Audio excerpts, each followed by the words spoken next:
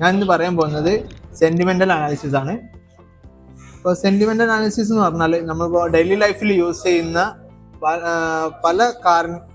പല ടെക്നോളജിയിലും നമ്മൾ ആഡ് ചെയ്തിട്ടുണ്ട്. മെയിനായിട്ട് ഇപ്പം നമ്മൾ കണ്ടിന്യൂസ് ആയിട്ട് ഡെയിലി ബേസിസിൽ നമ്മൾ പോസ്റ്റ് ചെയ്യാറുണ്ട്. ഇൻസ്റ്റഗ്രാമിൽ പല സോഷ്യൽ മീഡിയയിലും പോസ്റ്റ് ചെയ്യാറുണ്ട്. അപ്പം അതിൽ അടിയിൽ എഴുതുന്ന കമന്റ് സെക്ഷനിലൊക്കെ എല്ലാവരുടെയും വികാരമാണ് എഴുതി തരുന്നത്. അപ്പോൾ നമുക്കത് പെട്ടെന്ന് മനസ്സിലാവും. പെട്ടെന്ന് ഓരോ വേർഡ്സും ഓരോ സ്ലാഗും അത് കാണുമ്പോൾ തന്നെ നമുക്ക് പെട്ടെന്ന് മനസ്സിലാവും, പെട്ടെന്ന് ക്യാപ്ചർ ആവും. ഈ സ്റ്റേജിൽ ഒരു കമ്പ്യൂട്ടർ എന്ന സ്ഥിതിക്ക് അതിന് മനസ്സിലാകണമെങ്കിൽ കുറച്ച് കാര്യങ്ങളുണ്ട്. അത് കുറച്ച് ബുദ്ധിമുട്ടായിരിക്കും. അപ്പോൾ അതെങ്ങനെ മനസ്സിലാക്കുക എന്നുള്ള ഒരു സ്റ്റേജിൽ വരുമ്പോഴാണ് നമ്മൾ ഈ സെന്റിമെന്റ് അനാലിസിസിനെ കുറിച്ച് സംസാരിക്കുന്നത്. അപ്പോൾ ഇത് മെയിനായിട്ട് ആർട്ടിഫിഷ്യൽ ഇന്റലിജൻസിന്റെയും അതേപോലെ തന്നെ NLPയുടെയും ഒരു പോർഷനാണ്. മെയിനായിട്ട് ഇതിൽ ഔട്ട്പുട്ട് വരുന്നത് ഇപ്പോൾ 3 പോർഷനായിട്ടാണ്. അത് ക്യാപ്ചർ ചെയ്യുന്നത് 3 ഭാഗമായിട്ട്, പോസിറ്റീവ്, അതുപോലെ നെഗറ്റീവ്, അതുപോലെ തന്നെ പിന്നെ ന്യൂട്രൽ സ്റ്റേറ്റിലാണ് അതിനെ ക്യാപ്ചർ ചെയ്യുക. അപ്പം എങ്ങനെയാണ് ഇതിന്റെ വർക്കിംഗ് എന്ന് പറഞ്ഞാൽ, ഇപ്പം ഒരു കമ്പനീസിന്റെ ഇപ്പോൾ നമുക്കറിയാം, ഒരു കമ്പനീനെ കുറിച്ച് നമ്മളിപ്പോൾ സെർച്ച് ചെയ്യുന്ന സമയത്ത് അതിനെ അപേക്ഷിച്ചുള്ള റിവ്യൂസ് കാണുമ്പോൾ തന്നെ നമുക്ക് ആ കമ്പനിയുടെ മുഖച്ഛായ മനസ്സിലാവും.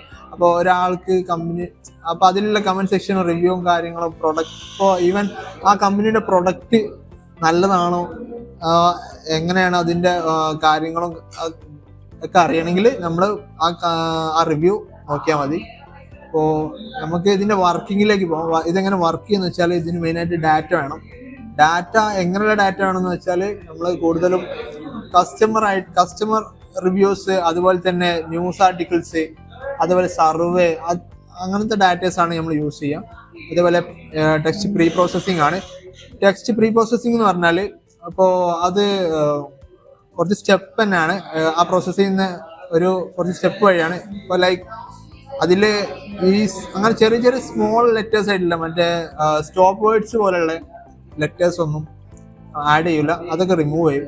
ഈസ്, ആൻഡ്, ഇന്ന്, അങ്ങനെ പോലുള്ള ചെറിയ ചെറിയ അക്ഷരങ്ങളൊക്കെ നമ്മൾ റിമൂവ് ചെയ്യും. അതുപോലെ ഇപ്പോൾ എല്ലാ ലെറ്റേഴ്സും ഒരേ ഇതിലായിരിക്കില്ല. അപ്പോൾ ലോവർ കേസിലേക്ക് ആക്കും. എല്ലാ ലെറ്റേഴ്സിനും ലോവർ കേസിലേക്ക് ആക്കിയിട്ടാണ് ഇതിനെ ഈ പ്രോസസ്സ് ചെയ്യുക. അതുപോലെ തന്നെ മെയിനായിട്ട് സ്പെഷ്യൽ ക്യാരക്ടേഴ്സ്, അങ്ങനെ ക്യാരക്ടേഴ്സ് ഒക്കെ ഉള്ള അതിനൊക്കെ റിമൂവ് ചെയ്യും. എന്നിട്ട് ടോക്കണൈസേഷൻ എന്ന് പറഞ്ഞാൽ ഈ സെന്റൻസസ് ആയിട്ടുള്ള സാധനത്തിന് നമ്മൾ വേർഡ്സിലേക്ക് കൺവേർട്ട് ചെയ്യുന്ന ഒരു രീതിയാണ് ടോക്കണൈസേഷൻ എന്ന് പറഞ്ഞത്. അപ്പോൾ നെക്സ്റ്റ് സ്റ്റെപ്പ് എന്ന് പറഞ്ഞാൽ ഫീച്ചർ എക്സ്ട്രാക്ഷൻ ആണ്. ഫീച്ചർ എക്സ്ട്രാക്ഷൻ എന്ന് പറഞ്ഞാൽ ഇപ്പോൾ നമുക്ക് മെഷീൻ ലേണിംഗ് മോഡലിന് ഒരിക്കലും ഒരു ടെക്സ്റ്റിനെയോ അങ്ങനെ പ്രോസസ്സ് ചെയ്യാൻ കഴിയില്ല. അപ്പോൾ അത് പ്രോസസ്സ് ചെയ്യാൻ വേണ്ടിയിട്ട് അതിനെ ന്യൂമറിക്കൽ സ്റ്റേജിലേക്ക് ആക്കണം. അതിന് വേണ്ടിയിട്ടാണ് നമ്മൾ ഈ ഫീച്ചർ എക്സ്ട്രാക്ഷൻ യൂസ് ചെയ്യുന്നത്.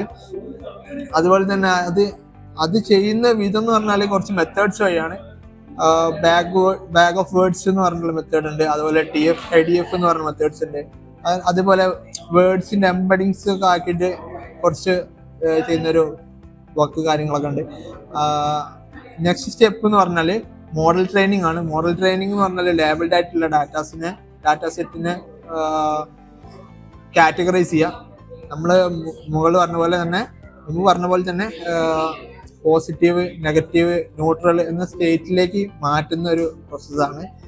പിന്നെ പ്രിഡിക്ഷൻ അതിൽ നമ്മൾ യൂസ് ചെയ്യുന്ന അൽഗോരിതംസ് ഏതാണെന്ന് വെച്ചാൽ ലീനിയർ റിഗ്രഷൻ, അതുപോലെ naive bias and SVM, LSTM, അങ്ങനെ ട്രാൻസ്ഫോമേഴ്സ്, അങ്ങനത്തെ അൽഗോരിതംസ് ആണ് നമ്മൾ യൂസ് ചെയ്യല് മെയിനായിട്ട്. അപ്പം അതിൽ പ്രിഡിക്ഷൻ എന്ന് പറഞ്ഞാൽ വൺസ് ട്രെയിൻ ചെയ്ത് കഴിഞ്ഞാൽ പിന്നെ നമുക്ക് ഏത് ഡാറ്റനെയും പെട്ടെന്ന് പ്രിഡിക്ഷൻ പീരീഡിലേക്ക് നമുക്ക് സെറ്റ് ചെയ്യാൻ പറ്റും. അപ്പോൾ അതാണ് ഇതിന്റെ മെയിൻ വർക്ക് ഫ്ലോ അങ്ങനെയാണ് വരുന്നത്. Okay, type of statement analysis എന്ന് പറഞ്ഞാൽ different type of statement analysis ഉണ്ട്. ബേസിക് ക്ലാസിഫിക്കേഷൻ ഉണ്ട്. ഇതെന്ന് പറഞ്ഞാൽ 2 കാറ്റഗറീസിലാണ് ഔട്ട്പുട്ട് വരിക. എന്തെന്ന് വെച്ചാൽ പോസിറ്റീവ് ഓർ നെഗറ്റീവ് ആയിട്ട് വരിക. അതുപോലെ മൾട്ടി ക്ലാസ് ക്ലാസിഫിക്കേഷൻ ഉണ്ട്. മൾട്ടി ക്ലാസ് ക്ലാസിഫിക്കേഷന്റെ ഔട്ട്പുട്ട് വരുന്നത് പോസിറ്റീവ്, നെഗറ്റീവ്, ന്യൂട്രൽ എന്ന സ്റ്റേജിലാണ്. അത് നമ്മൾ മുകളിൽ പറഞ്ഞ പോലെ തന്നെ. അതുപോലെ ഫൈൻ നെക്സ്റ്റ് വരുന്നത് ഫൈൻ ഗ്രെയിൻ അനാലിസിസ് എന്നാണ്. അത് വെരി പോസിറ്റീവ് ആണ്. അതിന്റെ ഔട്ട്പുട്ട് വരുന്നത് 5 തരത്തിലാണ്. വെരി പോസിറ്റീവും അത് നെഗറ്റീവും, പിന്നെ വെരി നെഗറ്റീവും, പിന്നെ അതിന്റെ ന്യൂട്രൽ സ്റ്റേറ്റിലാണ് വരുന്നത്. ഇപ്പോൾ നെക്സ്റ്റിൽ വരുന്ന ഒരു പ്രോസസ്സ് എന്ന് പറഞ്ഞാൽ ഒരു ടൈപ്പ് എന്ന് പറഞ്ഞാൽ ആസ്പെക്ട് ബേസ്ഡ് സ്റ്റേറ്റ്മെന്റ് അനാലിസിസ് ആണ്. അത് ഫോക്കസ്ഡ് ഓൺ സ്പെസിഫിക് ആയിട്ടുള്ള ടാസ്കുകളാണ്. ഇപ്പോൾ ലൈക്ക് നമ്മൾ ഒരു കോണ്ടെക്സ്റ്റിൽ തന്നെ മൾട്ടിപ്പിൾ ആയിട്ടുള്ള കാര്യങ്ങൾ പറയാ. ഇപ്പോൾ ഒരു ക്യാമറ ഗ്രേറ്റ് ആണ്, അതുപോലെ അതിന്റെ ബാറ്ററി ബാഡാണ്, നമ്മൾ അഡീഷണൽ ആയിട്ട് പറയുന്ന സമയത്ത് നമ്മൾ സ്പെസിഫിക് ആയിട്ട് യൂസ് ചെയ്യുന്ന ഒരു ടൈപ്പാണ് ഇത്. അപ്പോൾ നെക്സ്റ്റ് എന്ന് പറഞ്ഞാൽ ഇതിൽ നമ്മൾ ആപ്ലിക്കേഷനിൽ എവിടെയാണ് യൂസ് ചെയ്യുന്നതാണ് നമ്മൾ പറയുന്നത്.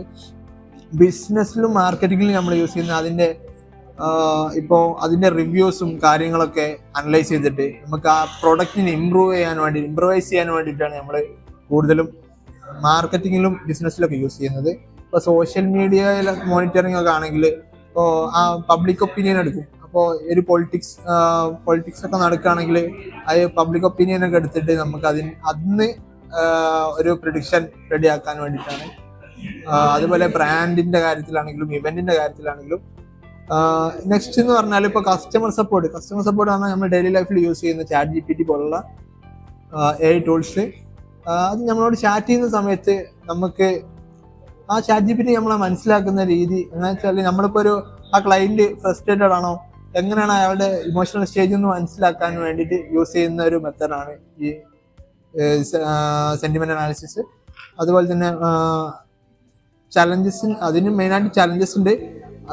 ഇപ്പം നമ്മളിപ്പോൾ മനുഷ്യരെ പോലെ അല്ലാത്തത് കൊണ്ട് തന്നെ ഈ മെഷീൻസിന് അത് ക്യാച്ച് ചെയ്യുന്ന സമയത്ത് ഇപ്പോൾ സർക്കാസം ടൈപ്പ് ഓഫ് ടെക്സ്റ്റ് ആണെങ്കിൽ അത് ക്യാച്ച് ചെയ്യാൻ വളരെ ബുദ്ധിമുട്ടാണ്.